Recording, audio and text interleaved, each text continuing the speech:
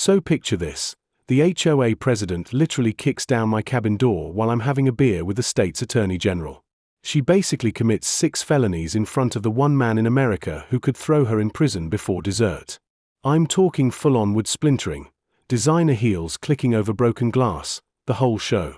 There she was, in her $1,000 blazer, reeking of some aggressive perfume that probably costs more than my truck payment, storming into my grandfather's cabin like she owned the place, screaming about violations and jurisdiction. Completely clueless about who she just barged in on. Completely clueless that she was live-streaming her own arrest warrant to 3,000 people. 6 months earlier, I figured Karen was just your run-of-the-mill, power-drunk neighbor. Turns out, she was running a $4 million embezzlement scheme, and I was about to accidentally burn her entire empire to the ground. What would you do if some HOA tyrant invaded your private property during the most important meeting of your life? Drop a comment and let me know where you're watching from.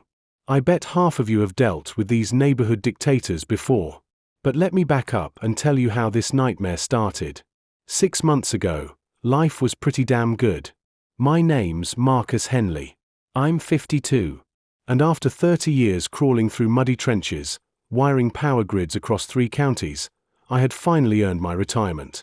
My crown jewel? My grandfather's fishing cabin on Clearwater Lake. 2 acres of heaven that old Pop bought in 1963 for just $800. Can you believe that? Lakefront land, now worth more than most people's houses. This wasn't some gaudy McMansion, either. It was hand-hewn logs, a stone fireplace Pop built with his own calloused hands, and a screened porch that creaked in all the right places. I kept it totally off-grid, solar panels humming, well water that tasted like childhood, and a septic setup that outperformed most city systems. Every morning, mist rising off the lake reminded me why Pop chose this place. He always said, "The land picks you, not the other way around." Smart man. He also warned me, "Marcus, when someone wants your land real bad, find out why, because it's usually worth more than they're telling you." Then she showed up. Delilah Cromwell. Everyone just called her that HOA psycho. She stormed into our quiet lake community like a tornado in designer clothing. 58 years old, fresh out of some California subdivision where apparently being the neighborhood dictator was a full-time career. She drove a pearl-white Escalade with vanity plates that said Rule 1, I'm not kidding. She even wore her HOA president badge on her blazer like a sheriff's star. The woman had one mission: turn our rustic lakefront into her so-called upscale resort community. What I didn't know back then was that 3 elderly couples had already sold their cabins to her interested buyers within 2 months of her arrival. Coincidence? Yeah, right. Her first act of war hit on a Tuesday morning. I was sipping coffee on Pop's porch, watching a pair of loons teach their babies to dive, when I heard sharp clicking sounds on my dock, designer heels. At 7 a.m. on my private property. 10 minutes later, she was taping an official-looking notice to my screen door. Violation citation. Unsightly dock structure damaging community property values. Fine, $500. Compliance required within 72 hours or daily penalties will accrue. I had to read it twice. My weathered dock, the same one Pop and I reinforced together when I was 12, was apparently an eyesore threatening the entire neighborhood's real estate market.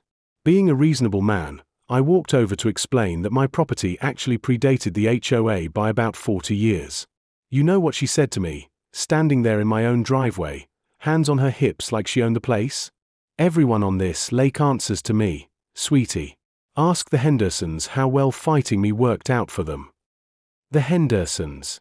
My elderly neighbors who'd mysteriously downsized last month after living here for 23 years. The pieces weren't clicking yet, but something cold settled in my gut. Then she started her little photography session, circling my cabin like a real estate appraiser, snapping shots of my solar panels, my vegetable garden, even my grandfather's hand-carved porch railings. The chemical stench from her idling Escalade's air freshener wafted across the yard, making me gag. By week's end, I had 3 more citations. Each one came with steeper fines. Each one made it crystal clear. Delilah Cromwell had declared war on everything my family had built here. I figured I was dealing with your typical power-tripping neighbor. Annoying, sure, but manageable. What I didn't know was that I had just painted a target on my back in a game much bigger and much darker than petty HOA politics. Pop's words echoed in my head, "Find out why they want your land." I was about to find out why, and it would change everything. Karen didn't waste time escalating. 3 days after my so-called compliance deadline passed, because no way in hell was I tearing down Pop's dock for some wannabe dictator, a certified letter showed up that made my morning coffee taste like ash. Cease and desist. Violation of community waterway regulations. The letterhead read, Blackstone, Meyer, and Associates. One of those high-dollar law firms where partners probably charge more per hour than I made in a month. The legal gibberish boiled down to this: my dock was illegally extending into community waterway. I owed $3,000 in retroactive violation fees. And if I didn't pay up within 10 days, they'd slap a lien on my property. My first instinct? Panic. They had lawyers. I had a toolbox and a bad attitude. But then I remembered something Pop drilled into me during those long fishing afternoons. Marcus, when someone's trying to legal talk you out of your land, the real truth is always in the county records. Never trust what they tell you. Go find the papers. So I drove down to the county courthouse, that musty basement where decades of bureaucratic dust hide all the important stuff. Betty, the clerk, still remembered Pop from his old fishing tournament days. Sweet lady. She helped me pull the original property surveys. I'd learned this trick from my union days. Always check the source documents before some suit tries to buffalo you with fancy letterhead. And what I found made my blood boil. My grandfather's lot didn't stop at the water's edge. It extended 50 feet into the lake. Stamped, sealed, official from 1963. Clear as day. That dock wasn't trespassing on community property. It sat smack in the middle of my lake. And the kicker. The HOA wasn't even established until 1998, 35 years after Pop bought this land.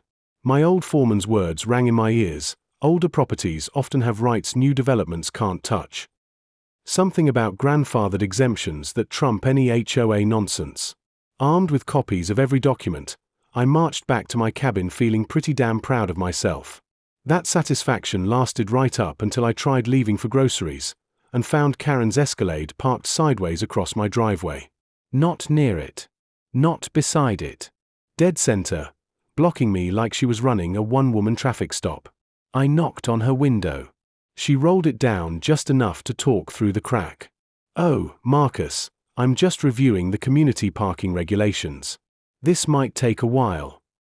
The hum of her idling engine, mixed with that sickly sweet air freshener, created this surreal bubble of passive-aggressive insanity.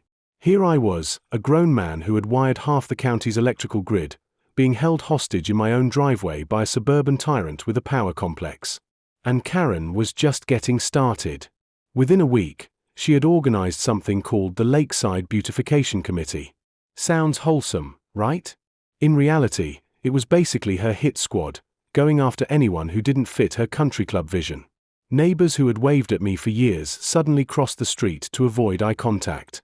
Her Facebook posts were masterpieces of passive-aggressive warfare, concerned about certain eyesore properties affecting home values. Some people just don't care about community pride. #Lakeside strong #property values. The comment section? A feeding frenzy.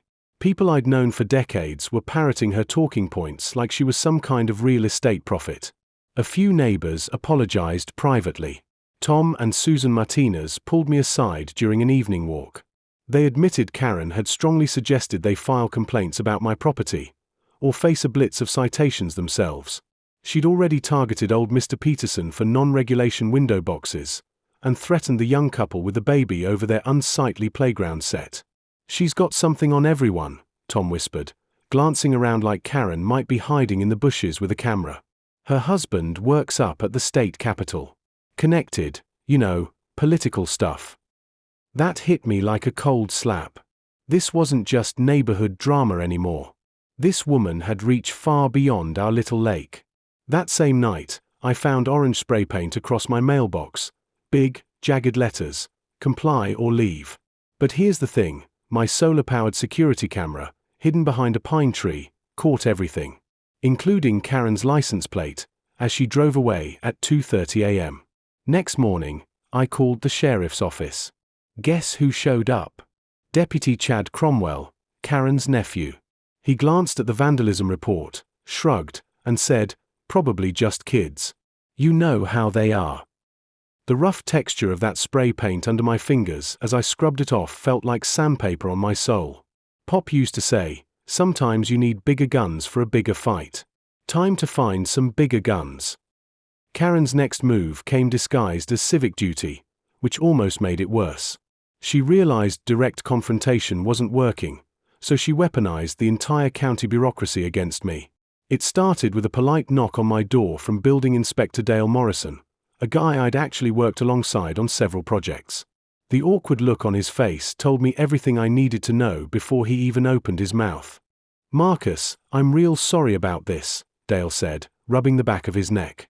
"But I got a complaint about unpermitted structures on your property. You know I've got to follow up." 3 hours later, Dale had crawled through every inch of my cabin with his clipboard and measuring tape. His conclusion? Everything wasn't just up to code, it exceeded current safety standards. Pop might have been old school, but he built things to last. "Whoever filed this complaint," Dale muttered as he packed up, "either doesn't know what they're talking about, or they're just trying to waste everyone's time." The next day, it was Environmental Officer Janet Bennett, investigating claims that my septic system was contaminating the lake. Again, nothing.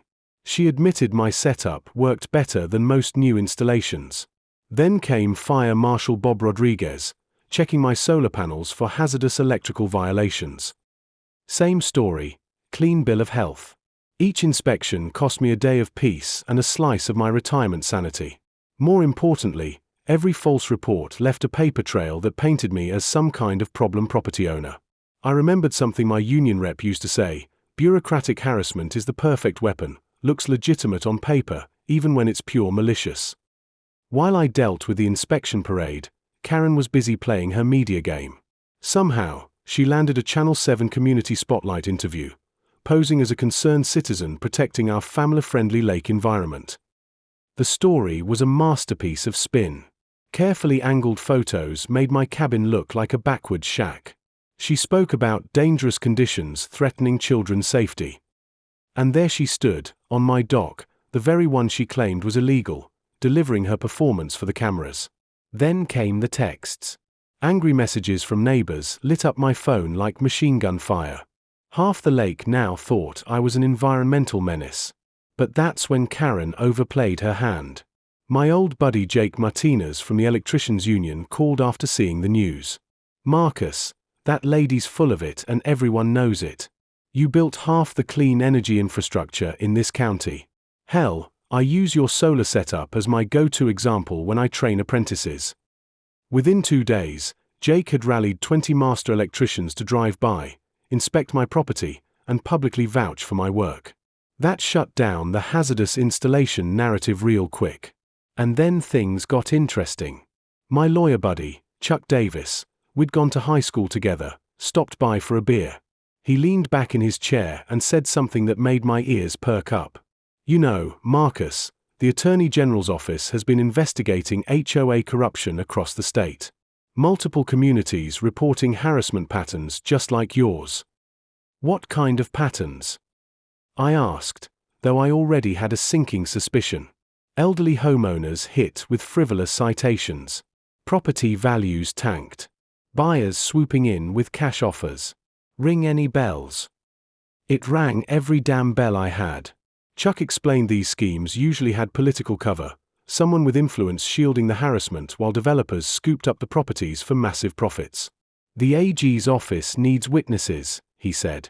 "People who can prove the pattern. Someone like you." The refrigerator's hum felt deafening as that sank in. Karen wasn't just some power-drunk neighbor. She might be part of something systematic. That night, I started a detailed log, every citation, every inspection, every coincidental visit. I dug into Karen's background too. Turns out, her husband Robert Cromwell wasn't some minor state employee. He was the Democratic Party treasurer, with access to zoning changes, development plans, and favors across multiple counties. Normally, The smell of fresh coffee and morning lake air calmed me. But now it just reminded me how much I stood to lose. This wasn't about HOA fees anymore. This wasn't about HOA fees anymore. This was about whether I'd be the next victim in someone else's get-rich-quick scheme. Karen's next phase made everything before look like a polite disagreement.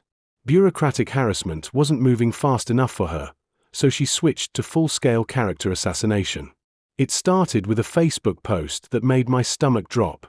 Urgent safety concerns about aggressive behavior from a lakefront resident. Please keep your children away from the Eastern Shore area. Filing for protective measures. #Lakeside Safety #Protect Our Kids. Aggressive behavior. Me, the guy who'd organized the kids' fishing derby for 15 years straight. Within hours, that post had been shared 43 times.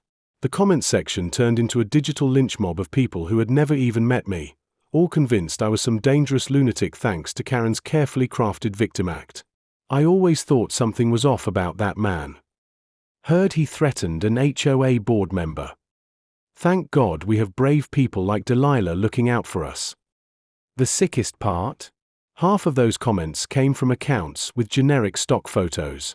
The kind of fake profiles political operatives use to amplify their message. Karen wasn't just spreading lies, she was orchestrating a professional smear campaign. 2 days later, she filed for a restraining order. The petition, which instantly became public record, painted me as an unstable hothead making verbal threats against community leaders. Total fabrication. But the filing alone became proof that I was dangerous. Luckily, Judge Patricia Friss, who'd known my family for years, took one look at Karen's so-called evidence and dismissed the request for lack of credible documentation. But the damage was already done. Now, there was a court document with my name and the word threats on it. The emotional toll was brutal.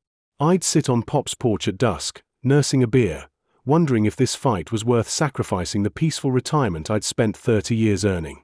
Even his old leather recliner felt heavier now, not comfort, but the burden of a legacy someone was trying to erase. Just when I was about to consider walking away, something beautiful happened. The community started fighting back. Judge William Bill Carter, retired now but once Pop's fishing buddy back in the 70s, showed up at my door with a thermos of coffee and some hard truth. Marcus, that woman's playing a game your grandfather would have seen through in a second. She's counting on you feeling isolated and overwhelmed. Don't give her that satisfaction. Bill explained that documented harassment campaigns like this usually meant bigger crimes underneath. People don't go to this much trouble over petty neighborhood squabbles, he said. There's money in play. Big money. Then the cavalry arrived. The local VFW Post, where I'd been a member for 20 years, issued a statement calling Karen's claims baseless attacks on a decorated community member. The Historical Society chimed in, praising my cabin as one of the last original cultural landmarks on the lake. Even the environmental group monitoring water quality gave me credit for my sustainable living model. It felt like the decent half of the community was rallying around me.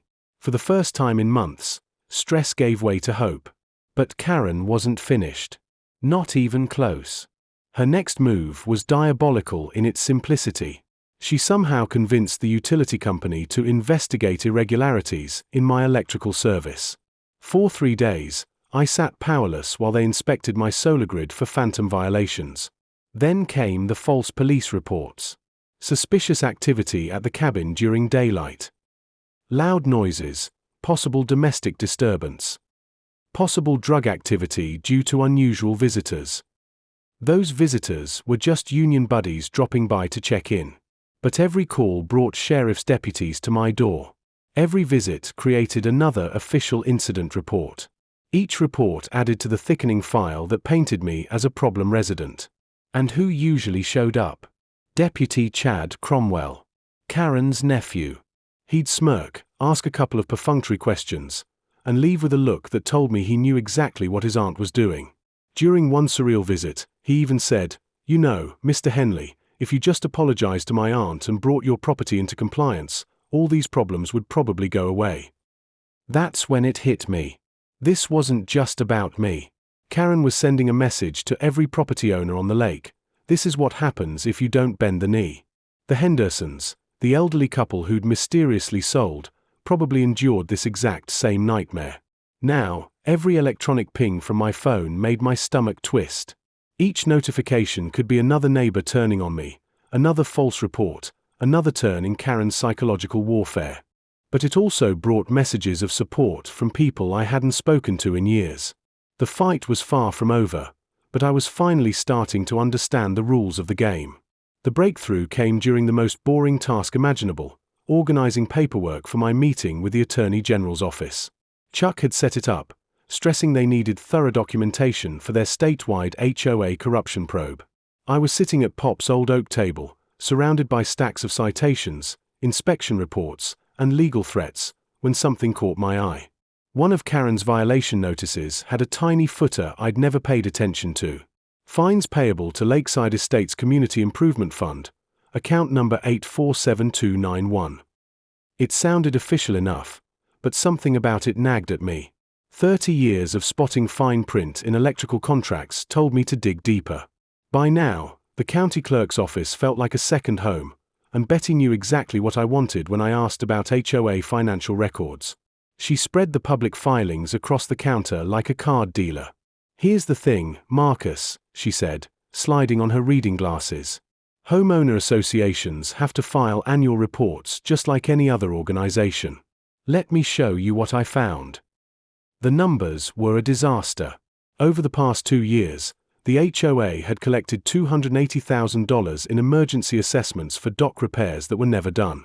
Another $150,000 had gone to Cromwell Grounds and Maintenance, supposedly for landscaping services, except the company was owned by Karen's brother-in-law and had been incorporated 3 weeks after Karen became president. I remembered Pop's advice: follow the money. When someone creates a business right after gaining power, it usually isn't coincidence, it's a funnel. The insurance claims were even worse. The HOA had filed 3 separate storm damage reimbursements worth $95,000. The problem? I'd lived through those storms, and none caused the kind of destruction described. Betty helped me cross-reference the claims with National Weather Service reports. The dates didn't match. The HOA had claimed storm damage on days when skies were perfectly clear. "Marcus," Betty whispered, even though no one else was in the records room, "this looks like fraud. Plain and simple fraud." My hands shook as I photocopied the evidence. Those pages felt like weapons, proof strong enough to bring down everything Karen had built. This wasn't harassment anymore. It was organized theft. The final piece was the property management fees, $5,000 a month to Clearwater Property Solutions. The listed address? A P.O. box in Karen's postal district. Everything clicked. Karen wasn't just on a power trip. She was deliberately driving down property values to enable a development scheme while siphoning HOA money into her own network of shell companies. The elderly couples who had sold weren't just victims of harassment, they'd been robbed twice. Once by being forced to sell below market, and again by paying into a fraudulent fund. I thought of the Hendersons, probably scraping by in some apartment, never realizing how deep the scam ran. The coffee in my cup turned bitter. Pop had been right. Corruption is always bigger than it looks. That night, I turned Pop's back bedroom into a war room. Maps of lake properties on the walls, timelines of Karen's harassment alongside suspicious transactions, photos, recordings, and documents pinned under potential criminal charges. I looked like one of those detectives on TV, except my suspects were suburban embezzlers, not serial killers. The Attorney General's office assigned 2 prosecutors to my case. Sarah Mitchell, a sharp-eyed veteran in her 40s who reminded me of tough job site inspectors, and David Bennett, younger but with the kind of intensity you only see in people who've already sent plenty of crooks to prison. "Mr. Henley," Sarah said, spreading the files across Pop's dining table, "what you've uncovered goes way beyond HOA harassment. This is systematic fraud that could impact dozens of families." David tapped on his tablet, connecting dots I hadn't even seen. "We've been investigating similar schemes in 4 other counties. The pattern's identical: politically connected individuals manipulating property values while embezzling community funds." Then came the kicker: the FBI was involved. Agent Rebecca Torres from White Collar Crime had been tracking development fraud across the region. My documentation was the missing puzzle piece tying several cases together. The beauty of financial crimes, Torres said during our video call, is that everything leaves a paper trail. Your HOA records show classic laundering, fake invoices, shell companies, insurance fraud. But we need more than documents. We need witnesses and evidence of ongoing criminal activity. That's where Chuck came in. He'd been quietly gathering other victims, 17 families in all. When we met at the VFW hall, their stories painted the same ugly picture. The Thompsons paid $8,000 in bogus fines before selling their cabin at 30% below value. The Garcias were hit with $12,000 in emergency assessments for lake projects that never happened. Mrs. Patterson had been so intimidated she abandoned her cabin of 43 years and moved in with her daughter. Every story followed the same script: harassment, manufactured violations, financial bleed, pressure to sell. And every family had poured money into the so-called Community Improvement Fund. Retired accountant Frank Weber, who'd volunteered to analyze the records, explained it simply: HOAs that cross income thresholds must file Form 1120 tax returns. Honest ones always do. Corrupt ones don't, because the truth would expose them. Your HOA hasn't filed in 2 years, despite pulling in hundreds of thousands. That single fact alone could trigger federal tax evasion charges. The strategy session felt like planning a military op. We had documents, witness testimony, recordings, and proof of fraud. But Agent Torres wanted something more: a smoking gun. The best way to build an airtight case, she said, is to catch Karen in the act. We need her to incriminate herself on camera. That's when Chuck leaned back and grinned. Well, the Attorney General has been itching to announce new HOA reform legislation. What if the announcement happened at Marcus' cabin? Chuck suggested. It's the perfect symbol, standing up for homeowner rights in the very place they were trampled. Sarah's eyes lit up. And if Karen's pattern holds, she'll have to interfere. Her obsession with control will override her caution. That's how the controlled confrontation was born. For the next week, my cabin became a staging ground. Hidden cameras and microphones were planted in every corner. Undercover officers stationed themselves around the lake. Multiple agencies coordinated rapid response. Even the community coalition mobilized. Local reporters were tipped off, social media campaigns prepped, and support networks readied for what came after. My old union instincts took over. Big jobs succeed only when you plan for every scenario and then build backups for the backups. That's exactly what we did. The trap was set. And Karen? She was so predictable we could practically script her moves. Sure enough, she spiraled. Her polished harassment gave way to wild sabotage, like a cornered animal clawing at everything around her. First, my solar panels mysteriously failed. Dead batteries, flashing error codes, no power. Jake, my electrician buddy, checked the system and shook his head. This is surgical, Marcus. Whoever did this knew exactly how to cripple it without leaving obvious damage. He was right. But Jake had outsmarted her. He'd installed a hidden camera after the first tampering. 2 nights later, we caught her on video, creeping at 3 a.m. with a screwdriver and wire cutters. Crystal clear footage of Karen Cromwell, upstanding HOA president, caught in the act. Then she came for my boat dock. I left for groceries and returned to find Pop's old 78 bass boat drifting halfway across the lake, chains cut clean with bolt cutters. Seeing it scraped against rocks felt like someone had desecrated his grave. But her boldest strike came next: my septic system. It had just passed inspection, yet suddenly it failed catastrophically. The stench was unbearable, a choking mix of sewage and harsh chemicals. The emergency tech pulled soil samples and grimaced. This isn't normal failure. Someone poured industrial drain cleaner into your system. Expensive stuff. Specialized knowledge. The repair cost $3,200, but more importantly, the lab results gave us forensic proof of deliberate sabotage. Meanwhile, Karen was running a parallel war online and through bureaucracy. Social media bots flooded feeds with fake outrage about me, dozens of copy-paste posts appearing within minutes. Deputy Chad Cromwell ramped up his intimidation, parking outside my cabin and tailing my visitors. Inspectors popped up weekly with new code violations, fire hazards, dumping allegations, none of them real, all of them exhausting. And it wasn't just me anymore. She started targeting my allies.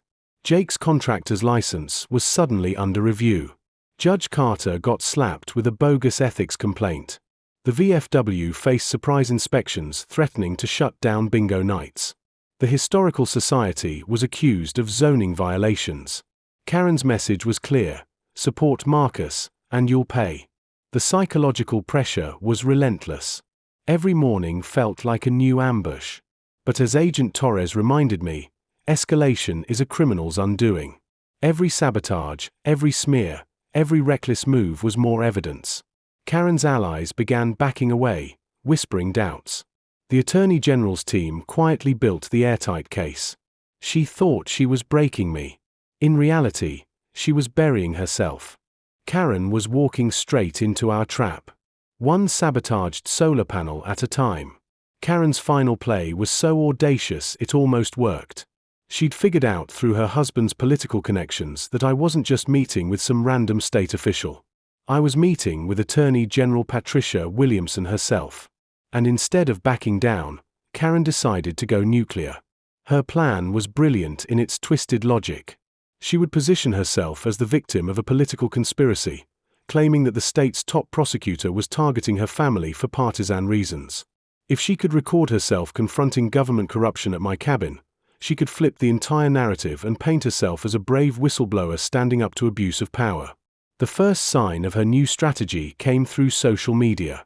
She'd reached out to Government Accountability Watch, one of those blogger networks that amplifies stories about bureaucratic overreach. Her pitch was perfect. Small-town HOA president being persecuted by big government because her husband worked for the opposing political party.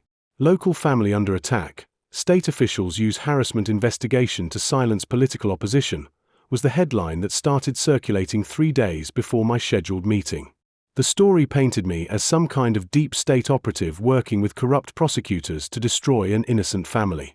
The comment section was flooded with outrage from people who'd never heard of our lake community, but were absolutely convinced that Karen was being railroaded by partisan prosecutors.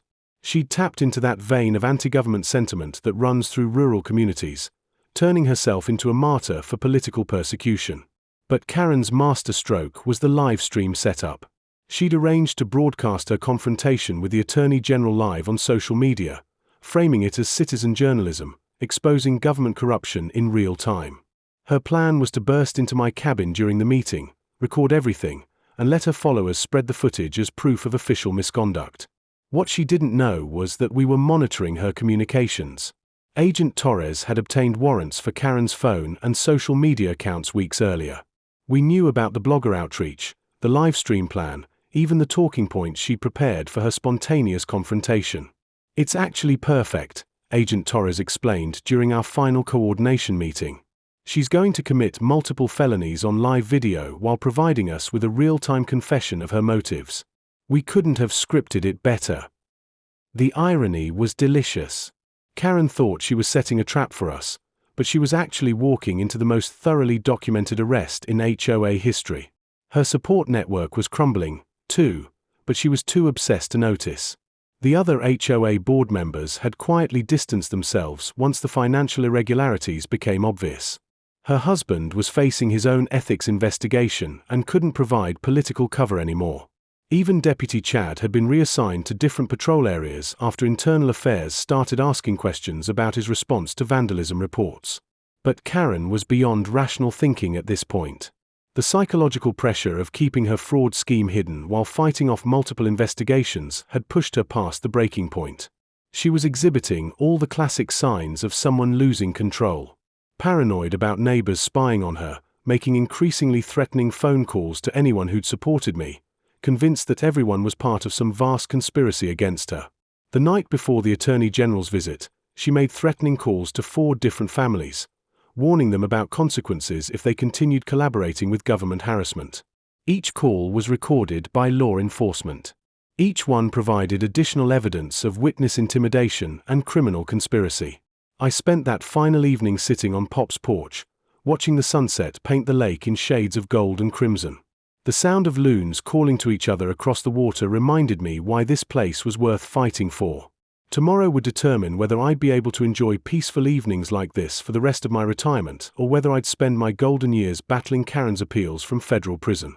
The cabin felt different that night, not just because of the hidden cameras and recording equipment, but because it had become the center of something much bigger than my personal property dispute. This was about whether small-time criminals with political connections could terrorize entire communities without consequences. I pulled out Pop's worn leather Bible and read the passage he'd underlined about David facing Goliath. He'd written in the margin, "Sometimes the little guy wins because he's fighting for something bigger than himself."